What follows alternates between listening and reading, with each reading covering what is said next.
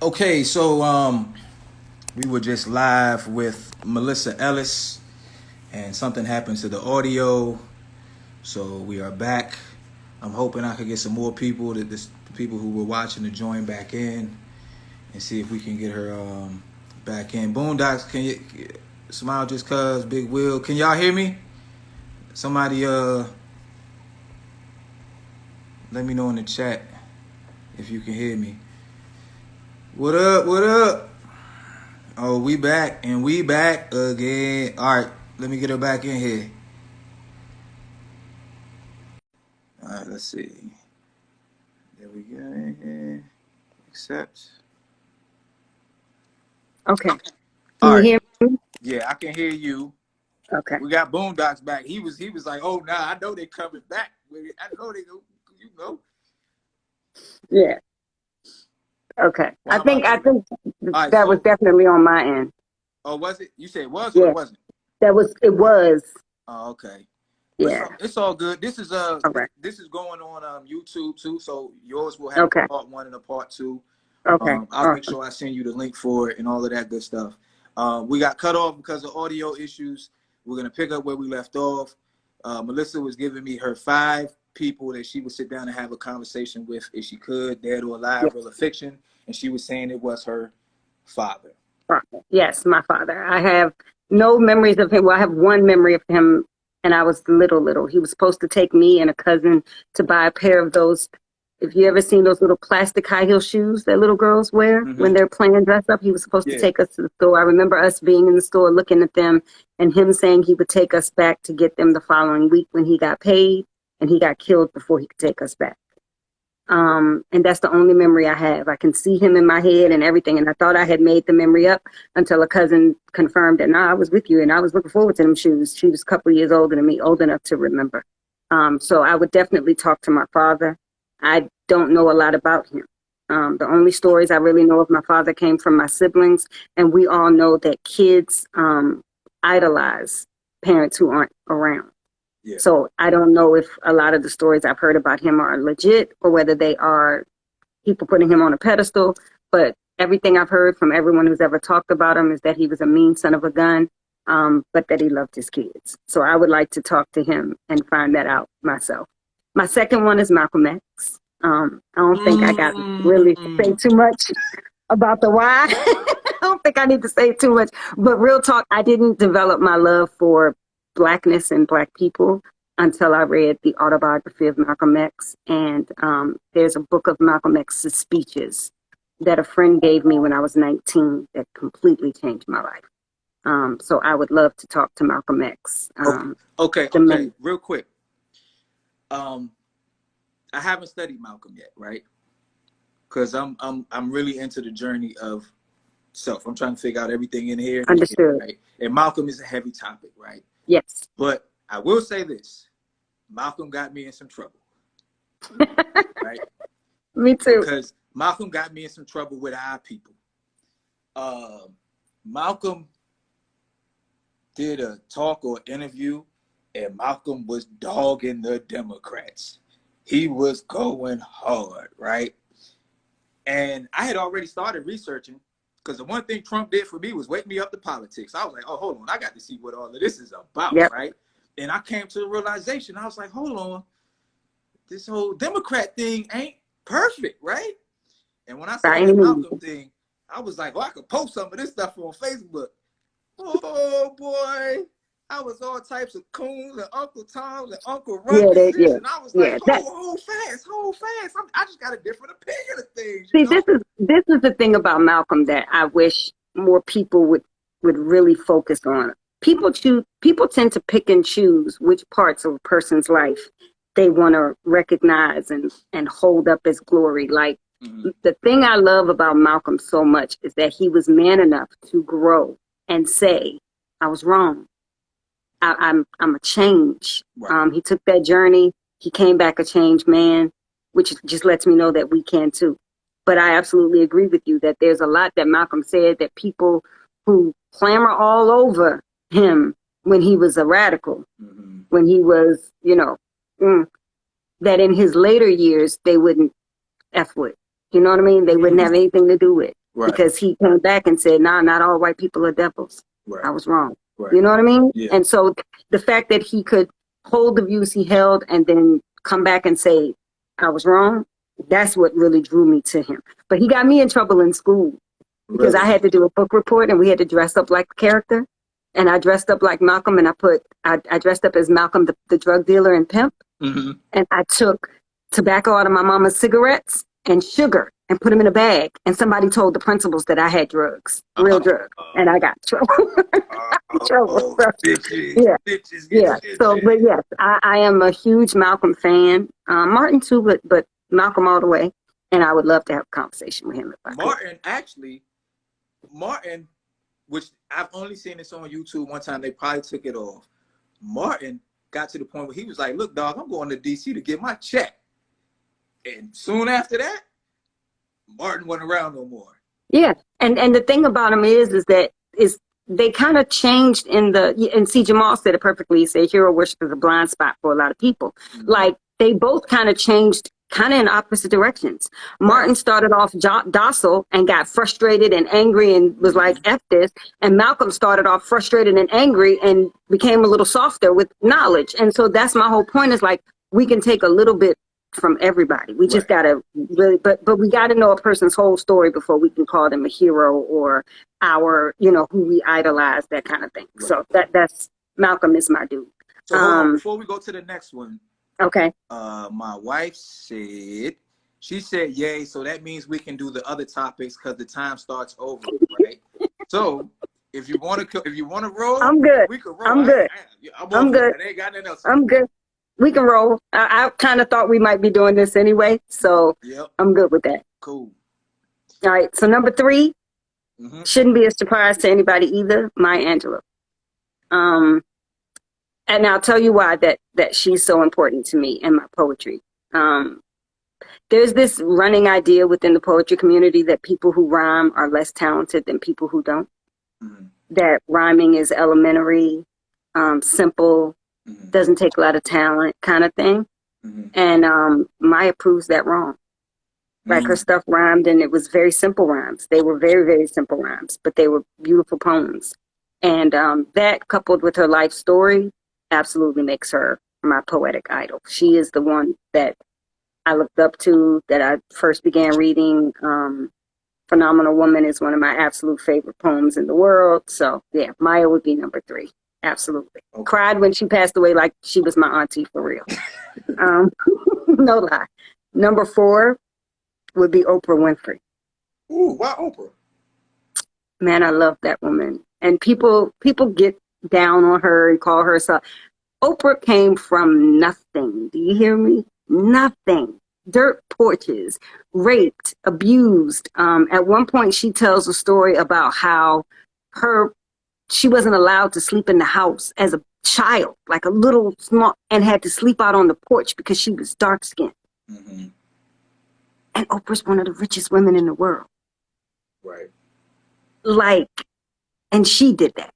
Like, she didn't have big conglomerates behind her. There's people that's going to scream Illuminati or she sold out, whatever. At the end of the day, that sister decided for herself what she wanted to be, and she became it. Right. And the other thing about her that I love, that I used to hate, but I've learned that she's right. She does not feel obligated to take care of anybody but herself and the people she loves. Mm. We often say stuff like, and not that she doesn't give to charities and stuff, because she does, but right. She knows the power of no. Right. She knows the power of my space is my space, and you're not taking that from me. Do you see what he just wrote?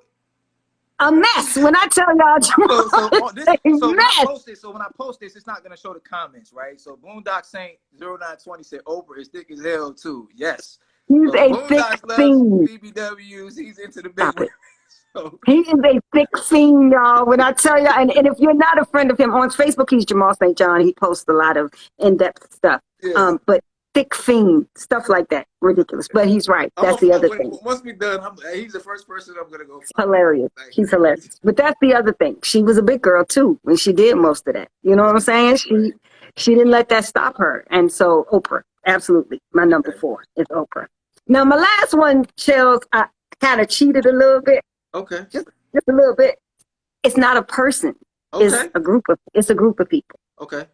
It would be a collective of ancestors, both related to me or not, who have crossed over to the other side. Okay. And because I want to know their journey, I want to know their story. Like I revere the ancestors. That's like I tell people all the time, I'm not religious. I'm not, but I revere my ancestors. Just recently, my niece, who is my brother's daughter, and she's actually his stepdaughter, so these are not her blood relatives, right? She went on to ancestry.com and found a photo of my grandmother's mother that I have never seen, and her 9 siblings that I did not know she had, because I just don't know that much about my father's. Like I remember her, I grew up with her, but I don't know a lot about her family. Right. And so she gave me that gift, and it just sparked this desire for me to know. My grandmother that raised me passed years ago, and one of my greatest regrets is that I didn't get family history from her. You know, so my advice to anybody listening, so you don't have to wish for a collective roundtable of ancestors, take advantage of the people who are here, who know your family story, who knows your family's history, and get that information. So you can have that for your children, so you can have that, and not just the easy ancestry, like ask the hard stuff. Ask them what they thought of the civil rights movement. Ask them their opinions of Martin and Malcolm if they were that old. You know what I mean? Just get the stories, get their perspectives, because once they're gone, they're gone. Or they're scarce, or there's, you know, it's hard to find. So that would be my number 5, a collective roundtable of ancestors. So that makes me think about my writing process, which I haven't written in a long time. So we both. I got questions for you too. We both. I know you do that, and the joint cut off, so you cheated me twice, because I was going to take one question to get out of there. Like, oh, let me get out of here. What? I have 3. I have 3. Okay, but no. So there are times when I have written, and at first it was like a game, right? And I would be like, okay, I know you guys are here. Give me this line, and it would drop right in. Ooh. Right? And I realized, like, wait a minute, like, this shit is real, right? And so that's why in one of my songs, I say, ancestors looking down, pumping blood through my crown, right? Yes, Lord. And I wrote that. That's the only song that I wrote after I went on the reel. The whole album was done, right? Wow. I came back from the reel, and I was like, and one of my producer guys hit me up. I didn't even know. He just hit me up. He was like, I want you to have this beat. And it was perfect. And I talked about my journey to the reel. Yeah. And that whole time, that whole journey to the reel and all of that, I felt like the ancestors, the spirits, they were there. It felt like some Black Panther shit. Black Panther shit. And I was just like, real talk. Yo, this is crazy, right? So the ancestors, that's a really good answer. Which it makes me want to ask you. So Lily says the TV show. So I was on The Real. Yes. If you go to YouTube and you put in Marcello Bradley, The Real, it'll come up. MARCHELLO, Brad, LEY, The Real. It'll come up. The clip is short. I have a longer version on my hard drive and stuff like that. But and I'll talk about that when somebody interviews me. But the ancestors. I volunteer. I'm sure you do. You and Libby and some other people. So I might do. What I might do is, if I can, just a quick idea. If I can have it set up so that I can go live and have everyone who wants to ask me something or wants to join. That's a great idea. We shoot the breeze. I got an hour. I had to shut it down. We come back. You log in. That's a great idea. Right? That's a great idea. But I'm asking my 3 tonight. I'm just saying. Oh yeah, I know you're gonna get your 3. It's all good. But I got another one for you, which kind of, it wasn't a part of my lineup. Mm-hmm. What do you think happens after we leave the physical vessel? What do you think that's about? I swear, I that's another one I don't have a solid answer to, but I certainly feel like we become a part of everything. And I'll tell you what helped shape that for me. It's crazy. It's going to be crazy. Have you ever seen the movie Powder? Mm-hmm. And I don't want to spoil it for anybody who hasn't watched it, but the movie is probably 20 years old or so. Yeah, So if you you ain't haven't seen it seen it by by now. now, that's your fault. We gonna Sorry, ruin it sorry, for not sorry. But watching that movie was the first time I felt like I understood what could potentially happen. you. Hmm. That you just become energy, Right, and you just become a part of everything. right. There's a part of me that believes in reincarnation, Hmm. only because I feel like we have to repeat this journey until we reach the right enlightenment, and then we become that energy of which I speak, where we become a part of everything. When we become, because to me, that's God. Okay. To me, God is not a figure in the sky waiting to beam people up when they die. I just don't believe that. For me, everything is God. I'm God. You're God. Nature is God. And so I feel like, yes, and you're God too. I feel like when we reach the right enlightenment, the right level of enlightenment, and I feel like every journey we take here on earth or in whatever role we take gets us closer to that if we do it right, if we are constantly learning and evolving and becoming. And so I think that the pinnacle is that becoming, is that becoming a God, is becoming a part of the eternal. And that's the only way I know how to explain it. I don't know how to explain it Did I any ever other way. tell you about my what I call my near death experience? No. Okay, I don't know if I want to do it right now, Okay. We can but talk though. I would love to hear it. but okay. So I consciously don't remember ever having a near death experience, but when I was maybe like 2, I had an ear infection. They gave me amoxicillin. They found that I was allergic to it. Darn. I was in the hospital for 2 weeks, and there's that aspect of my life, right, which is true, but I don't remember it. But then I have this memory of being with the light, and I have no idea where this memory comes from, right? And it's a very short memory, but the light is infinitely massive. Like that's all there is. It's just light, right? And the memory begins. It's very short. The memory begins, and the light says to me, I'm a part of the light. I'm with the light. Right. It's like the light's talking to itself. But I've somehow detached Tapped myself in. from it a little bit, You tapped enough to in. be able to turn around and be like, oh, hey, there's a big light over there, right? And the light says to me, are you sure you want to go back? And I'm like, yeah, I want to go back. I'm trying to go back. Send me back. Memory And done, that's it. right? And ever since I was a kid, I always had this idea that I made a deal with God. I'll go back if you allow me to keep a piece of this memory. And I think that's why I still have that. I think I believe whatever it. God is, it's holding true to that. Like, I promised you would be able to keep it. You can't remember everything before. Right. Holographic fractals, right? We're all it, right? And so that's something that has always sat with me. And so to be in a situation now where with the fasting and the running and the meditation, I just recently started praying again. It's like I get the same feeling that I was when I was with the light, The but I light. just can't see Woo, the I got light, goosebumps, yo. right? I can't see the light, and it's like I have to close my eyes. It's like, and this is, I mean, if you think about the Bible, before the light, it was dark. So I have to go into the dark to experience whatever that was. God's first state is darkness, right? That's what I tell you. Don't be afraid of the dark. That's Ooh, really what you are. goodness That's gracious. what you come forth from, the nothingness, the blank, the void. And so now I'll just be driving and I'll be like, gosh, like I'm still in the light. I just can't see it. Yeah. So Wow. I don't know. That's my thing. I agree with you. I think that we all, I think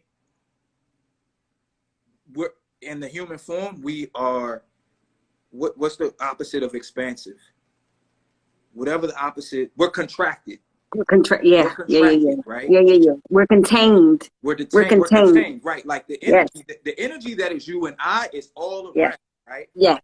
But there's an energy concentration here, and it Absolutely agree. identifies. It does this day in and day out, right? It's like, oh, I really am Marcello, right? But when the physical vessel dies and that energy is released, it's like a raindrop going back into the ocean. Like, oh man, Ocean, yes, Lord. I hold the sharks. That's Like, exactly right. I hold this. I hold the That's waves. exactly right. That's exactly how I feel. Right. That's exactly how I feel. So that's deep. What was the other? Oh, hold on. Boondock said, so getting dinner brings you closer to the light. Don't go into the light, Melissa. Don't go into the light. It's a train. It's a train. I cannot. Come back. No, it's on Instagram. Oh, So too funny. So real quick, I'll tell you something funny I told Libby the other day. Libby asked me something about who created the world or something. And I always, with my kids, I like to leave them nuggets. And I was like, well, you did. She was like, me? I said, yeah, you did. She said, no, I didn't. I said, yes, you did. You just don't remember. Because at some point, hopefully, she'll come to the realization that there is no separation between me and that which taught me. That's right. God. That's exactly right. And exactly you don't want to right. run around saying I'm God, but God is you. God is the puppeteer. Yep. We are the mere puppets. And if you would just relax and let the strings do what they do, everything will be okay. Yep. That's just I agree. I'm with you on it. I'm with you for real. Okay. The atom only manifests itself when viewed. Yeah. That's quantum physics, where they talk about how without a conscious observer, reality is different than what we perceive it to be, which is crazy. Which means if I open that door right there, whatever's on the other side of that door isn't really. And it's that whole premise of if a tree falls in the forest and no one's there to hear it, doesn't make a sound. Yeah, it's the same. It's the same concept. Right. It's the same concept. Yeah. So let me scroll through right quick and see if anybody else had. If anybody got questions, you're more than welcome to chime in. George, we love you too. I know you had said that you love us. Yes. I didn't see that. Hey, George. Yeah, and so I'm trying to focus on the conversation more than the comments. Tell me again who this creator. What did I say? Can you see that? Who is this creature? Creatures? Are we saying? I'm not sure I understand the question word. Can you rephrase it for us? Yeah. Who is this? So Marcello, while we're waiting, can I ask you a question? Can I throw one of my questions out there? Yeah, I guess so. They're not hard. I didn't come for you. I didn't come for you like you. Yeah, I'm not coming for you like you came for me all hard in the beginning. We're gonna do that. It's an easy one. Okay. This one I think is a softball. Okay. If you could have any career other than the one you currently have, what would it be? Or would there be any? If we're only talking about the career and me picking the career doesn't change any real other aspects of my life? Nothing, just the career. I would be a ball player. Really? Basketball is probably my first real love. I know you played. I didn't know it was that deep. I absolutely love basketball, and I don't watch it that much now. But there's nothing, and I'm a shooter, right? So I'm 5'10". I'm a skinny person. I have big feet, so I was never really fast or quick or super talented. But I could shoot the rock pretty well. And when you are a shooter, you rely on your teammates and your mind to get you your options. And so you can see the play develop before it comes. And it's that anticipation. Once again, it's a metaphor for the darkness. I can see it coming. I'm in the darkness, but I can see it coming. And there's nothing like, I don't know, starting on the right wing and running off the double screen on the baseline to catch it in the corner and knock it down. And you saw that 4 seconds ago. So never thought about that. Yeah, that's dope. I love hooping. I understood his question now. I understood what he was asking. Okay. And I think what he's basically saying is that if that's true, and the atom is only, manifested when seen, and the sound is only heard if there's someone there to hear it, then who truly is the creator or the creatress? And it would be us. It would be that we are God, which is what we which is what we've kind of been saying. Yeah, Right. I get it. Sorry, I didn't understand before. Right. They say, I listened to this philosopher named Alan Watts, and he says that, and I'm pretty sure he knows what he's talking about, but he says that the reason that light exists is because of the human eye, because of eyes. So if there were no eyes in the universe, there would be no light. There may be heat, but our eyes turn the sun's whatever into light. So it's a what's the word I'm looking for? It's like a co-mingling of energies that's creating Yeah, the holographic experience that we yeah, all have. yeah. Boondocks Saint, I have a question for Melissa. What is her favorite poem she's written, and what would she say is her favorite performance or feature? Ooh, okay. Favorite poem.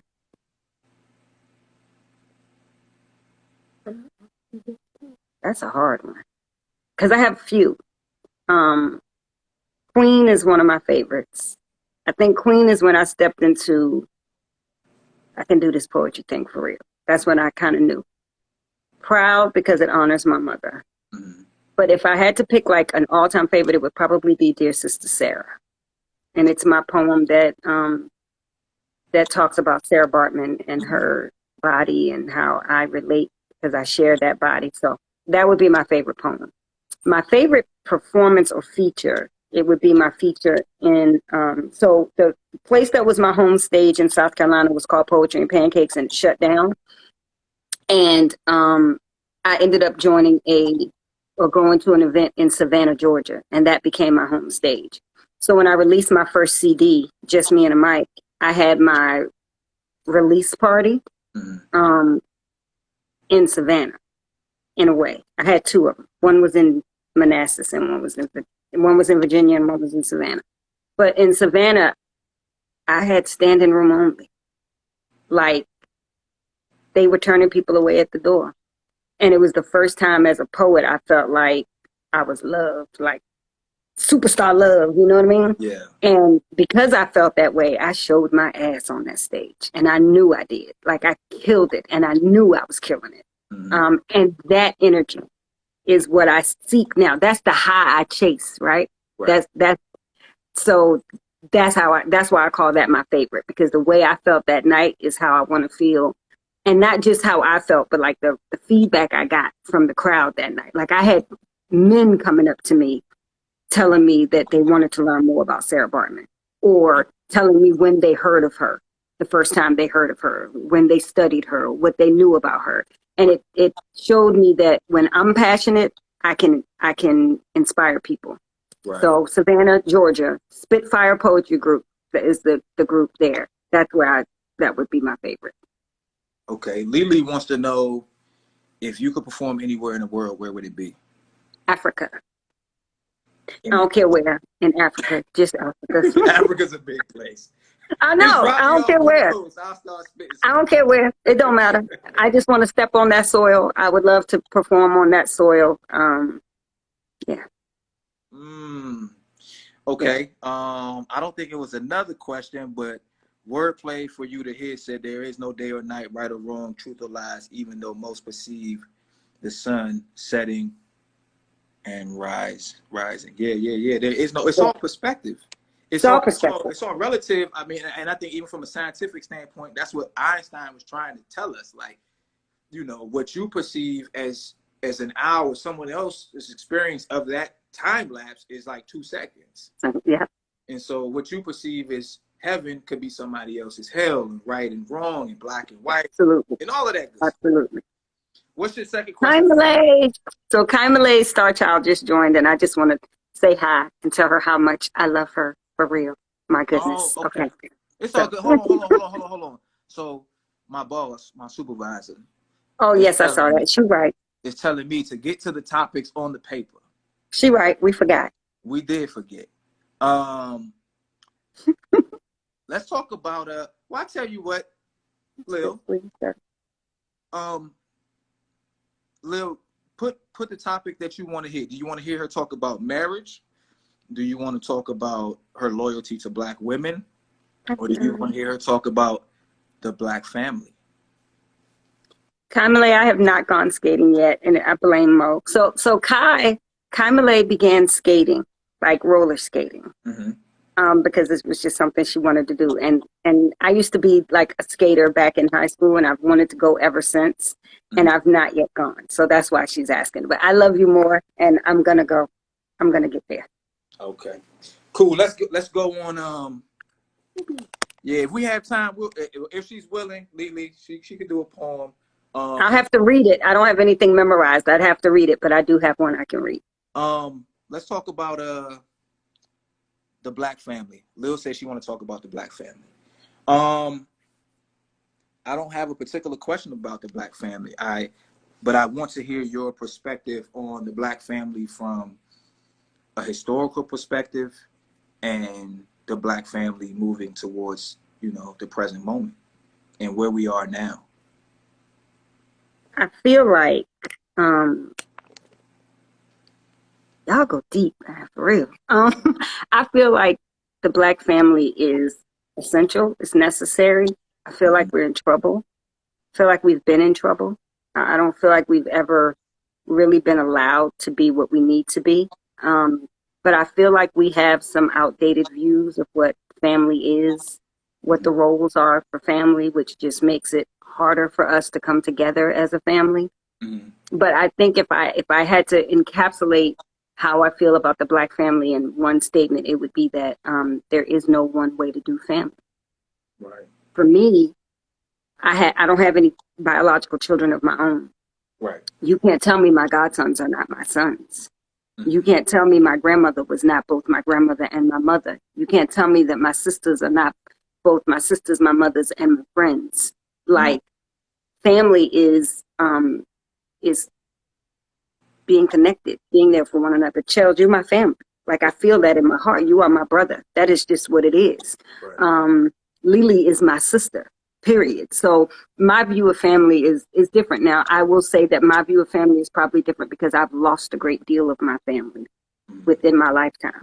Both parents, all four grandparents, several aunts, uncles, my niece, all within my lifetime. All that I remember, all whose funerals I can recall in my mind. So I'm not talking about people who died before I was born. I'm talking about within these 50 years of my life, I've lost a lot of people. Right. So I've had to redefine what family is. Mm. So for me, the Black family, it's struggling, but it's persistent. We are a resilient, persistent people, Right. and we will be all right. That's what I think about the Black family. Yeah. So I agree with you. Um, I'm proud of the Black family. Me too. I know that in the media and stuff like that, we get a bad rap for a lot of stuff. But from my and maybe what's the word? How do you say anecdotal? Anecdotal. Anecdotal, To be anecdotal. anecdotal, Hmm. poet. The rapper would just say anecdotal and make it rhyme. Make it work. Right. Answer total. I'm off the photo or something. But um, we're doing good. Yep. You know what I'm saying? Like I look around, I'm like, shoot, people living in nice houses, going to work, driving nice cars, and we're getting into the investing thing. I think we're doing a good job of so my dad was born in 56, my mom was born in 59, right? Okay. And so Van Jones, I'm not a CNN fan in any way, shape, or fashion, right? Van Jones said something one day that blew my mind. Van Jones said I was the first person in my family born with all my civil rights. And that shit made me Wow. think, wait a minute. My Wow. dad wasn't born with his civil That's rights, deep. right? And That's I was deep like, as shit. hold fast. Like, that's crazy, right? That's deep. And so um that helped me to learn to better understand the platform that I get to jump off from. I get to jump off from a higher platform. They did what they had to do so that I can be where I'm at now. And because of that, it allows us, our generation, the opportunity to invest in stocks and crypto and real estate and do, I don't know, Instagram stories and all kinds of crazy stuff. And so that's a salute to those that came before. And I think that a lot of us have progressed really nicely. I was telling my man Wiley's a police officer and a minister. I was telling him, I saw the stat and it said 94% of Black married couples are not in poverty. Right. So the solution to a lot of our problems come from poverty, right?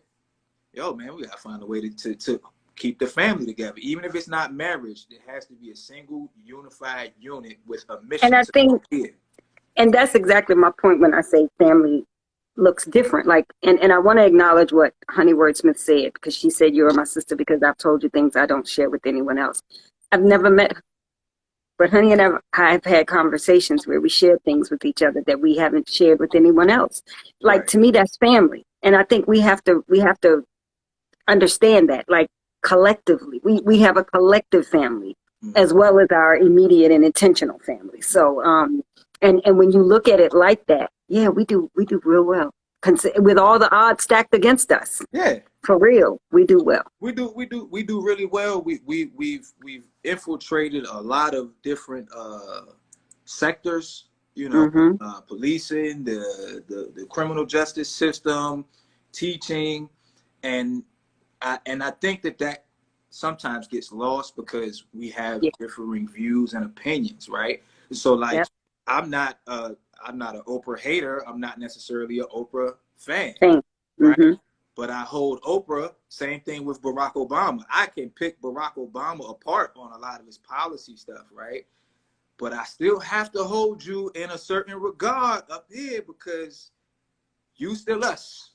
Yep. You know what I'm saying? And, yep. And any conversation that needs to happen, it could happen, you know, between exactly. us, you know? There's that shared understanding. And I think too, it's the fact that it's something that we tend to do in our everyday lives, and we tend to certainly do it as a community. We can acknowledge that we still have a long way to go on a lot of things, right? Yeah. But we can acknowledge at the same time how far we have come and be proud of that. And that's where I sit. Yeah, that's where I sit. I agree. And I think because the human brain has a negativity bias from not getting eaten by a bear in the woods when you were trying to catch a fish, we look at a small negative percentage and turn that into the whole thing.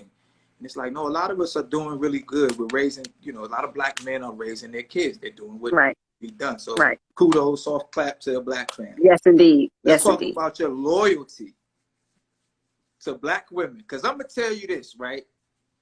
I'll be like, I bet she loyal to Black women to a fault. Like, she ain't clowning no Black. It could be terrible, right? Let me tell you something. You know, you're not going on social media and putting them on blast. But I'm not going to do that to Black men either. Right. So let me say this. Here's my thing about loyalty, right? I think loyalty and respect go hand in hand. If I can't respect you, I'm not going to be loyal to you. If I'm not loyal to you, then I probably don't respect you. Nicole, hi, my best friend from Virginia. Hi, Nicole. So loyalty to me, like, I'm very loyal to Black women, because I am one. Like, how dare I not be, right? Right. I'm very loyal to Black men because I come from one. Like, how can I not be, right? I just don't understand not being. Right. But for me, Josiah. But for me, loyalty means, it's the same way I feel about this country, to be honest with you. If I can't point out your faults to you, then I'm not being real. And I'm all about being real. So I will never say Black women are perfect, because we ain't. Black men aren't perfect. Nobody's perfect. Right. And I'm able to say where we get it wrong. That's what I was saying in the first part. Don't turn that on. I was saying that objectivity is important to me, to be able to see both sides of a coin, because if not, then my view is skewed and therefore it's not correct. Right. So I will call out a Black woman if she's doing something wrong, but I also believe in doing so lovingly. Okay. Right. So my best friend, I'm glad she came on when she did, because she was the person that pointed this out for me. And I'm not going to get this quote 100% correct. And I don't know who said it, but it's something along the lines of brutal honesty is veiled hostility. something along those lines. Like, you don't have to be brutal to be honest. I can be honest and do it in a caring, loving, kind way. Right. I don't have to be brutal. I don't have to be petty. I don't have to be nasty. Right. So if you ever see me, like if I ever have an issue with a black woman, I'm handling that with that black woman if I can, right? If it's a meme on social media or a what if scenario, I probably won't engage at all. Right. Because I find that a lot of those are created just to cause dissension. A lot of that mess that you see on social media, the what ifs, it's just to get people in an uproar. It's not even true. It's not real. It's something that they've made up, like all of that. Right. And so I just don't engage. I just don't believe in putting people that I care about in ugly positions. I don't believe in doing that. Right. I can't say I care about black women, and then just because a black woman does something I don't like, she suddenly becomes my enemy. She is not. Black men are not. I'll give y'all a classic example, and I caught hell for this on social media. People love to body shame Wendy Williams. Okay. Now, I get it. Wendy Williams is a vile character. Yeah. I don't deny that. Right. But if I'm going to say we can't body shame people, Wendy is a person. Right. We don't get to just body shame. We don't get to just not body shame the people we like. If we're saying body shaming is wrong, then body shaming is wrong. Right. And as much as I dislike Wendy as an individual from what I've seen, because I don't know her, but from what I've seen, as much as I dislike it, I'm still not going to resort to that kind of ugly against a woman. I'm just not going to do it. Right. Trick Daddy was another one. Now, I will admit I got my giggles. I'm human. I'm not always right. But I felt really bad about the people making fun of his appearance, knowing that he has medical issues that caused it. Now, do he say stupid shit out his face? Yes, he does. Right. All the time. I don't like him. But am I going to like make a lot of fun of? Nah, not. I mean, I might fall into that hole and then catch myself. You know what I'm saying? Yeah. But as a whole, I try not to do that. So I am very loyal to black women because I am one, and because I truly do believe that saying that black women, thank you, Malcolm, are the least protected women on the planet. And as a result of that, I can't add to any shame or weight, any burden that they carry. So Honey Wordsmith said he has lupus. Yes, he does. That's it. She said that's the honesty without compassion is just subtle hostility. Honesty without compassion is just subtle. You know what? That's true. It is. True. And because whenever I have to figure out if something's true when it comes to something like that, I have to do it to myself. I have to think, yes. Was I ever honest with somebody, not in a non-compassionate way, and was I hostile? And the answer is yes. Yes, because if not, then you don't feel this need to be snippy and mean and just boom, boom, boom. Like, I get people who say I don't sugarcoat. You don't have to sugarcoat it. Yeah. You can just not coat it at all. You can just leave it there. You know what I'm saying? You could just, I don't know. That's a big thing for me. So I actually had someone ask me the other day, and it's a meme that's floating around. Like, what is the meanest, coldest thing you've ever said to a man? I don't do that. I don't treat people like that. Right. I can't think of one mean, cold thing I've ever said to a person with the intention of being cold or mean. I don't do that. Right. I don't do that. If I got to treat you like that, I just remove you from my life. I don't need that. And I don't want to be the person that treats other people that way. Right. So what was your, let me go through these right quick. So we got probably another 20 some minutes. Okay. I got 2 more questions for you. So I know you do. I'm trying to burn time so I don't have to answer them. We're all for that. Rudeness is a weak man's imitation of strength. Yes, I absolutely agree. Yeah, I agree with that. Hold on, I gotta adjust again. I gotta try and stay in the loop here. In the frame, yeah. Yeah, it was I think we hit on everything. You want to talk about marriage? We can. Second question for me. I don't. My second question for you. Okay, you tried to throw that in there before I could catch it. I might go back to marriage. You tried to throw that in there before I could catch it, but I caught it. Your children and marriage aside, what do you feel is your greatest accomplishment? Ooh,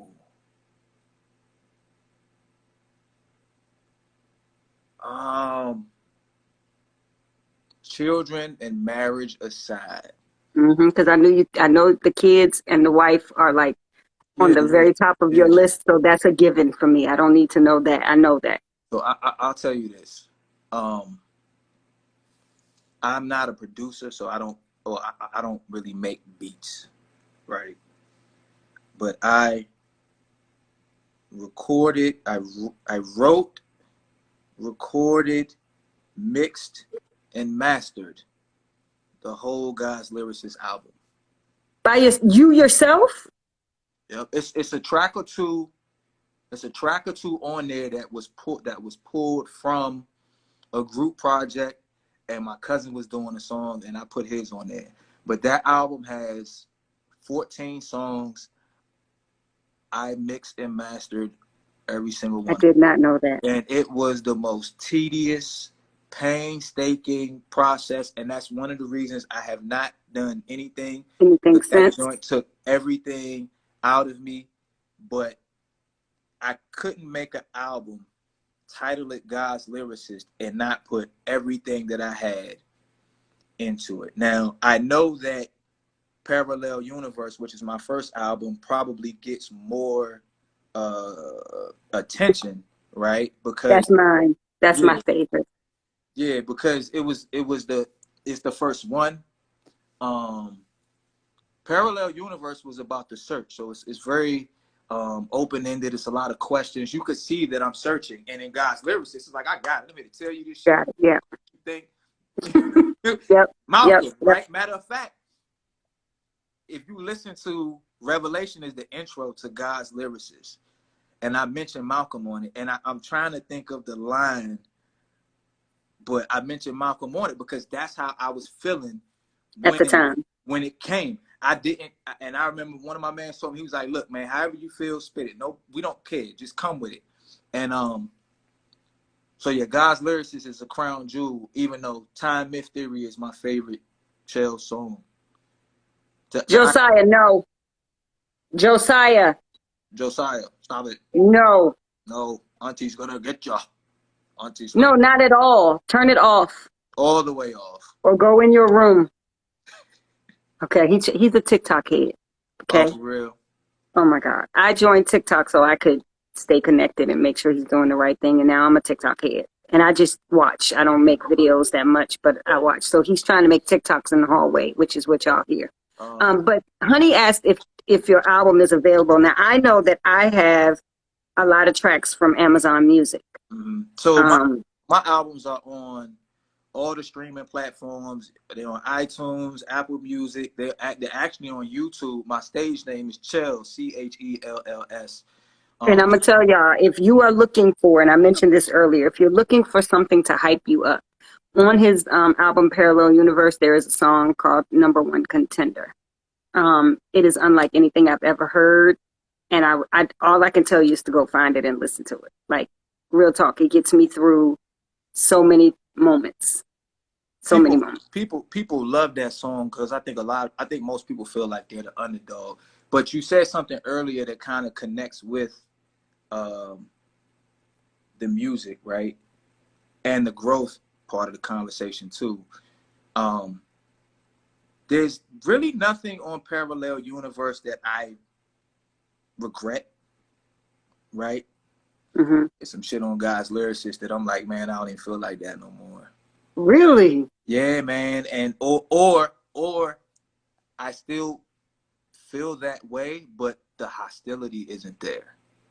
And if I could go back and say it, because I mean, I ain't gonna lie, like I'm hard on Black people because I believe in us. I don't think we need this help. I'm like, we can do this, right? Like we're no different than anybody else out here. We can do this. And when you're an artist and you allow that anger and that frustration to come out in words, it doesn't always come out in the most compassionate form. Yeah, I get that. You know, and so I got poems like that. I kind of sometimes I'll listen to it and I'm like, yeah. I've got poems that I said I would never perform again. Yeah, I've got poems that I'll never perform again. because they were written from a place of ignorance. Mm-hmm. And what little, although the RBG might give it away, your girl used to be what is commonly known as a hotep. Okay. Like, Yeah. I was deep. And so I have a poem. As a matter of fact, I think it's on my first CD, Wonder Why They Call You Nigga. Mm-hmm. And I'm going at black folks. Right. But I'm going at black folks like they call you that because you act like that. And they call you the B word because you act like a B word. And I'm just like, yo, like, did I say that? Yo, like me? Me? Yeah. So yeah, I'll never perform that piece. So I feel you on that. But that brings me to my final question. Since we're in this, let me just ask it. We getting there. And I know you said that you don't really listen to your stuff, but which of your songs is your favorite? Do you have a favorite? My favorite. My favorite is not the best one. Okay. My favorite is Time Myth Theory. Really? I could listen to Time Myth Theory every day for the rest of my life and be like, this is some new shit. Because most interesting. Typically when you make music or art, right, you're doing it from a factual or opinionated standpoint. This is the way I see it. This is the way it is in reality, right? I made a song about time not being real. And I'm still in amazement that I took something that doesn't exist. It's a mental it's just a concept, right? Because time isn't even something tangible to talk about. Right. And love is something that we all feel. So it's a little bit easier to, to put into words, right? The idea that I am an eternal energy experiencing the passing of the physical universe. And that passing of the physical universe, yes, Time Myth Theory, is an illusion. And I was able to do that. I listened to that song and it still blows my conscious mind. That's how I know I didn't write it from my conscious mind, because my conscious mind doesn't get it. It's like, what? Time doesn't exist. I watched the apple rot. I watched the grass grow. I watched myself get older. I seen Libby. I was there when Libby was born. She's born and now she's what I'm saying? Time passed, right? But the entity that is experiencing life as Liberty has experienced no time. Yes. Yeah. It's a disillusion to think that it's experienced time because that body has, but it is the same. Which brings us back to what I said at the beginning when you asked me, how does it feel to be 50? Exactly. I don't feel like I've lived 50 years. That's why I named my baby girl Infinity. Infinity. Yeah. You know what I'm saying? It's like it all intertwines. And so Time Myth Theory, right? Dear Mama, I Ain't Tupac is one of my favorites. My mom cried when she heard it. My wife cried when she heard it. My best friend cried when he heard it. So I know that joint, and you cried when you heard it, right? I've only cried to one of my songs though, and it wasn't that one. No. I cried to Vision Pain Rise, which is the one that I performed on the reel. But the reason I cried to that one is because so my uncle passed away of cancer some time ago. He's a very soft-spoken, kind-hearted man. And I remember he was I don't know if he had a picture or something of the like the Egyptian hieroglyphs and Anubis and all of that. And I was listening to it on the way to work one day, and I felt his spirit, his energy, and it was like, oh, this the joint he like. And I don't cry that often, and it just hit me. And I was like, wow, this is his joint. And I'm terrible at remembering my own.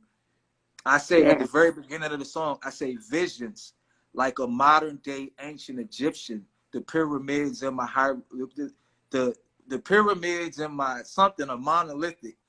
And it was just like, wow. So those are the ones that really I hold really near and dear to your heart. That To makes my sense. heart, yeah. And then it's some other joints where I'm like, ooh, that shit was nasty. Like I killed them on that joint. But that I'm like, man, that's nothing. Let me see what we got. Boondocks, I saw her post a video of a poem on her page called Big Booty Judy or something like that. It was great. That she had time to perform that tonight. And then, so they want to know if you can perform Big Booty Judy. I can do that. That time is really just an illusion, linear in form, lacking dimension, carefully designed to keep you moving. Yeah, that's dope. You should hear my poems. Okay, cool. All right, so poem time, right? Poem time. I can do that. But I will say the poem's name is not Big Booty Judy Jamal St. John. Don't make me come for you. The poem is titled Rear View. My name is not Judy. And just to give y'all a little bit of background, sister is blessed with a really big booty. Always have had it. Always get a bunch of ugly attention for it. One of the things I've learned in having the booty I have, especially in today's world, is that a lot of women want it because they don't know what comes with it. As with most things, we want what we think we want until we get it. Be careful what you wish for. So this is my response to those women. Rear view, my name is not Judy. Apparently, this sister never heard the ancient Chinese proverb that says, be careful what you wish for. She looks at me intently with a noticeable hint of envy and says, I know you've probably heard this before, but god damn, I wish I had an ass like yours. I mean, it's so big and round. I know men find that thing impossible to ignore. And all I could think to myself was, sister, are you sure? Because if you knew even a half of what I've had to endure, you'd probably change your mind. It's no cakewalk having this much behind, I promise you. It's not all you expect it to be. But she ain't hearing me. She's exhibiting the same behavior of the annoying neighbor who's wanting to borrow a cup of my ass like it's sugar. And I'm trying to tell her that ain't a damn thing sweet about being dogged by catcalls as I walk down the street, having to go Sherlock Holmes on every dude you meet, trying to detect whether his interest is based on lust and lies. So there is a definite downside to having this much backside. And sister, you'd be wise not to covet, because you're less likely to make peace with it the more they keep asking you for a piece of it. And I'd honestly love it if I could make it through a day without some random ass dude having something salacious to say. Hell, after a while, even the compliments tend to sound bogus. My eyes are also big and brown, but no one ever seems to notice. Some days the shit feels hopeless because nowadays it's damn near impossible to meet a man who doesn't think that lusting me is mandatory and loving me is optional. And I know you think you're showing admiration, but sister, whew, a bigger ass was never meant to be a woman's biggest aspiration. The width of my hips should never get more attention than the depth of my conversation. I shouldn't have to question whether brothers are so nice to me because my ass is so mean. And I shouldn't be so damn tired of hearing, how'd you get all that ass in them jeans? And let's not even talk about finding jeans, because that's a whole nother poem. As if it has never occurred to them that the words used to address my curves often come across to me as unappealing. Yes, baby got back, but damn, she also got feelings. And that's what far too many of y'all seem to forget. Brother, I could be the woman of your dreams and not just the ones that happen to be wet. And sisters, I am a damn good friend, but you too busy clutching your man when I walk by, worried that he's gonna look at my rear end. And yet, folks say I've got it misconstrued. They got the nerve to wonder why I have an attitude. I mean, I clap back and now I'm the one that's being rude. All because I called your unsolicited commentary completely fucking unnecessary. So for the record, I got these jeans from Jean. In other words, I get it from my mama. Credit her and the gods for all this booty. Got every person I meet referring to me as Judy. See, the frame my mama gave me seems to make y'all forget the name my mama gave me. And that is not Judy. It's Melissa. So, sister, here's what I suggest you do.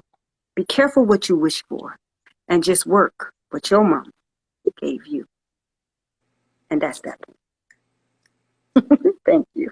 Is that what Thank they y'all for the in hearts. I see. the In the poetry poetry, world? right. Thank y'all. That is that's one of my favorites too. I could have named that as a favorite because I get to lay it all out there because that's been like I'm odd in that way. A lot of women want that kind of attention, right? I don't. I've never liked that attention. That's why I never show my body for real. Even now, I struggle with showing my body. And so that poem lays out exactly why. Mm. Yeah. That was Thank y'all so much. I won't. Yeah, they going crazy in the comments. I'm not gonna try to put a word to it because I think putting a word to it would devalue it. I appreciate that. Yeah, I'm gonna go back. I'm gonna watch this. And that's I do want to start doing more. Like I haven't really performed in a long time, and I really do want to start doing more IG lives with my poetry. So if anybody out there that's watching has a show or wants to, I'm willing. Just let me know because I don't know where to look. I don't even know where to start. I haven't done it in so long. But Crystal said something that I have to absolutely speak on. She said it's really annoying because I did nothing to get it. Talking about that attention, like people with the bodies that from what I saw on her live, she got it too, right? The bodies we have, you can't hide it. You can't hide these curves. I can't. I don't care what I put on, you're going to see them. But people just assume that everything I wear is because I want attention. If I take a full body picture, they assume I want attention. So dudes hop in your inbox or they make, stupid comments under your pictures and it gets annoying and it's offensive and it is, it can be painful. So I try to speak about that a lot in my work. So I give a voice to the women that people don't know exist out there. We don't want it. We don't like it. We are more than what you see. Right. Yeah, I'm all out. Somebody said go live on your page, Melissa. Do your poems on your own IG. I could Great do work. that. Yeah, I think that's a great idea. It just feels weird to me though. That feels weird to me. Like even doing Facebook Lives, which I'm enjoying. I've been doing them. Oh, I didn't even talk about the glasses thing. Just for anybody real quick, I am an ambassador of sorts for some eyeglass companies, for Zilul.com, and I have another one in the works that I'm going to be hopefully representing. I've been going live to do those. And that's a little bit different because I have a purpose. I think it would feel weird because what if nobody's watching and I'm just sitting there spitting poems to myself? I don't know. So I'll think about that. I might give that a try. Okay, cool. All right, well, my sister-in-law is saying that I'm stuck, but on my joint, I'm still going. So I hope it's still going for me too. Lil said this is an amazing interview. Some wordplay for you to hear said that they miss hearing you spit. I appreciate that, brother. The love, like I said, I had to ignore. So if you commented something and I didn't respond, it's because when I do these, I really want to be able to focus on the conversation. I've always been someone who prefers one-on-one conversations as opposed to group conversations. But the one-on-one conversations, so much comes out of it. It's so enlightening and refreshing that I thought it would be cool for people to be able to be a fly on the wall with some of the conversations that I have with these interesting and amazing people. And I want to say, Chels, real talk for anybody that does not know you. This is Chels all the time. This is Marcello all the time. He asks these kinds of questions. He will pop up in my inbox and just have a question. Yeah. And it's a question that I got to think about for a few minutes before I can answer. So get to know this brother. Like I'm not hyping you because I love you. I'm loving you because you hype. Like you really are an amazing person. And to even have this idea to just give a platform to regular everyday people says a lot about who you are. So I appreciate you. I appreciate it. The one thing that somebody said you picked the right one this time. The one thing that I would simply ask of anybody out there who ends up following me or wants to be interviewed by me or wants to talk to me or wants to have a conversation, I have reached a point to where I'm really good at listening to opinions that I absolutely disagree with and not getting into my feelings about it, right? And I If you will, can't do that, leave them alone. yeah, well, you know what? Some people I'll be willing to go back and forth with, you know what I'm saying? But it has to be respectful. And so, because I'll tell you now, I'm giving you fair warning. If you follow me, and I don't post a lot of political stuff, but I may post something you disagree with. It's okay. You probably post something that I disagree with. Yeah. I will come through and like all your other stuff. I may even hit you up in your inbox and be like, hey, explain this to me. I don't understand. So be willing. Yes, that. Go ahead. See, I got to take my gripe. She said, he forces you to find the greatness within yourself and holds you accountable for it. That's why she your wife, because she know you. That is you. Yeah. That is you right there. That is you. And to be, yes, I agree. And my kids get it too, right? Yes. It's not that I'm a self-hater. It's not that I hate black people. It's not that I hate black women. It's not that I hate black men. It's not that I'm a cop and I think all people are criminals. And I don't hate white people. I don't hate anybody. I believe in humans. I believe we all are God experiencing ourselves in the physical form. And the idea that you are lesser than what you really are fucking eats at me. And I cannot have it. I can accept failure. I cannot accept not trying.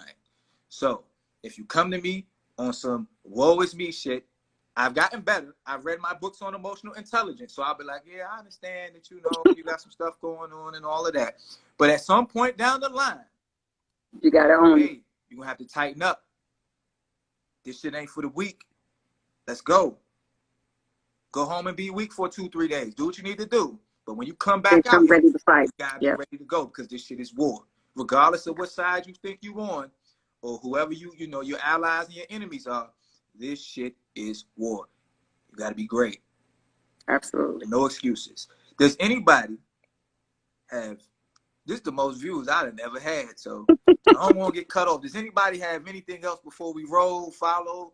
What is your joint? You changed it. It's still just me _ just better. Follow her there. Greatest poet of all time. A dear friend of mine. This will be on YouTube.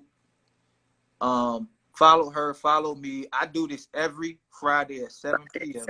So if you want to get with me, hit my inbox. And I don't ask any shot questions. If you tell me something's off limits, if you're going through a divorce and you don't want to talk about your divorce, that's cool. I'm not, this is not trying to do anything crazy. Appreciate y'all for listening in. Melissa, I always end it like this. I love you. I appreciate you. I think you're great. I think you're doing great things. And I'm all out on this one. The poem just ended it. I'm good. I'm glad. I love you. I love the kids and the wife. Please give my love to everybody. Kiss cheeks for me and stuff. Crystal, if you're still on here, and if I'm praying I remember you correctly with the seafood, right? That's Crystal? Mm-hmm. Crystal girl, I'll be home in November. And then I'll be back in December. We're going to talk about them. Somebody want to know that you're still Nick, and somebody else said, are there really black people? In my opinion, honestly, and I don't really go into this a lot, to me, black is a color.